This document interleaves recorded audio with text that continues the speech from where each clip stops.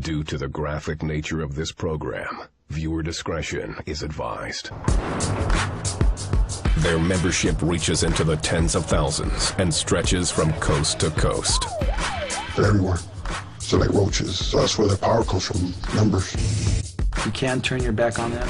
They will violently attack, shoot, kill anybody. In these streets, the victors don't just beat the competition, they destroy them. You have to do whatever it takes. Rob, steal, cheat, kill. Whatever you have to do. Members of the city's biggest street gang, 18th Street, flaunt their gang symbols proudly. Sporting the number 18 on their jerseys and body tattoos, these bangers want to announce to the world who's boss. They'll take their shirts off and they'll strut their stuff out there that, hey, I'm a big bad 18th Street gang member. And nobody's gonna touch them. And because if you go and pick on that guy, then he's gonna have 10 other guys coming backing him. With a willingness to do whatever it takes. It took me like a year and a half from when they got in, of all the crimes, all the bad things they did. The reputation grows as you say yes to everything. Will you steal a car? Yes. Will I sell drugs? Yes. Will I shoot someone? Yes.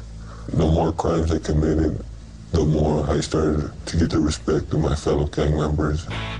Becoming a shot caller often means committing a murder. The choice of target has to benefit the gang.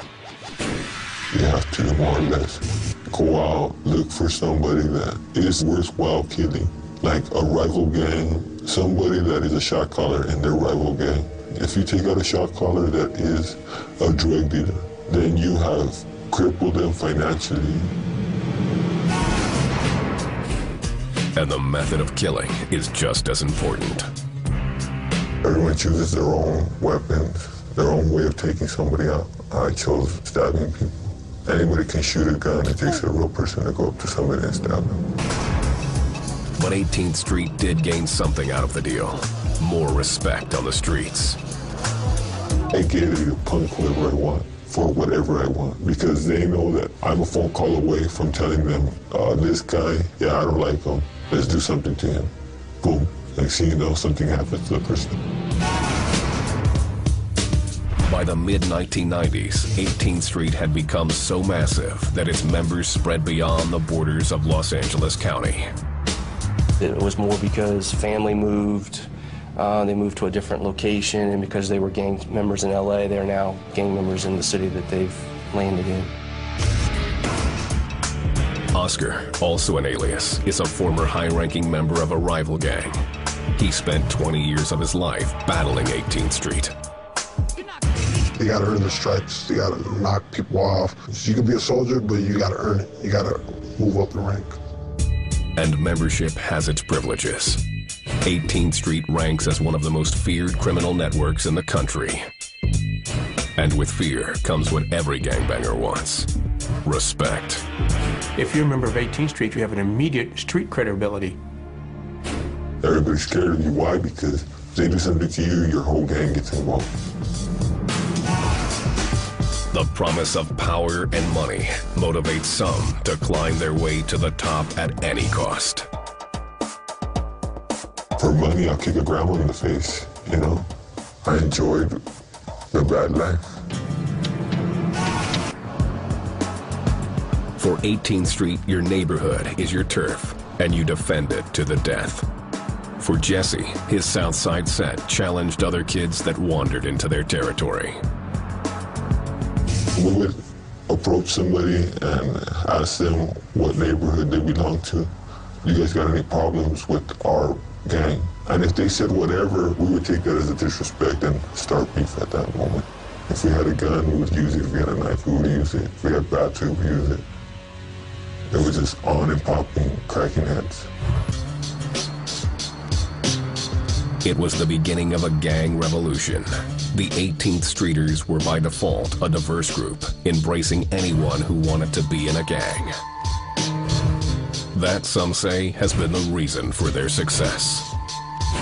You organize around this multicultural, multi-ethnicity, and that multi-ethnicity then gave it the impetus to be a very large gang. And that made it a force to be contended with. Compared to most other gangs, they had the easiest standards for joining. It don't matter if they could talk English or not, it don't really matter. As long as it's a soldier they can use. In time, 18th Street grew large enough to challenge their rivals. They get involved in all types of fights, and they raise the level of violence so high that 18th Street develops its reputation of being the most violent gang in Los Angeles. Throughout the 1970s, 18th Street's membership rose steadily. Then, in the 1980s, there was an explosion of new recruits.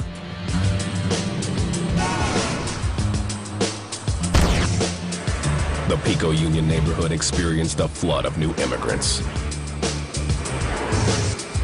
18th Street saw the teenage kids of these new arrivals as candidates for recruitment and embraced them.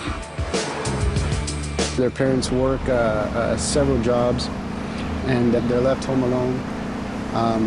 And these guys on the street take them in or start buying them things, spending money, telling them that they could have the same thing as far as money goes if they join the gang. 18th Street gave these immigrant kids an identity in their new country, but the gang wanted much more in return. They know those guys don't got nowhere to go, so what are they gonna do? They just brainwash these guys real fast. Hey, you know, I get you some money, I get you a place to stay. And he will be like, oh, hell yeah, what do you want me to do? Well, just, you know, come and get into my gang. All right. 18th Street probably grew the quickest and expanded most rapidly of all the gangs. 18th Street's open recruiting policy even extends to children, some as young as 11 years old. They got the nickname the Children's Army because they tried to solicit kids to join their gang in elementary school.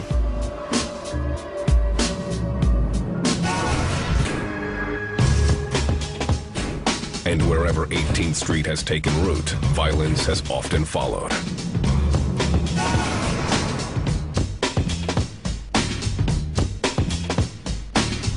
Van Ness Heights, Minnesota, April 9th, 2006. As convenience store clerk Amar Al-Basad neared the end of a Sunday night shift, two 18th Street members wielding knives rushed in and leapt over the counter. They slashed at him as he desperately tried to shield himself from the onslaught. Both gang members were later captured and convicted of attempted murder. For no reason, just to show alliance and show pride in the gang and trying to elevate themselves or their status in the gang. The incident offered proof that the 18th Street gang was becoming a national problem. We were willing to shoot, stab, steal, whatever. No one was immune from the gang's reprisals, not even the police. To them, it's like the ultimate goal. They will take out anybody.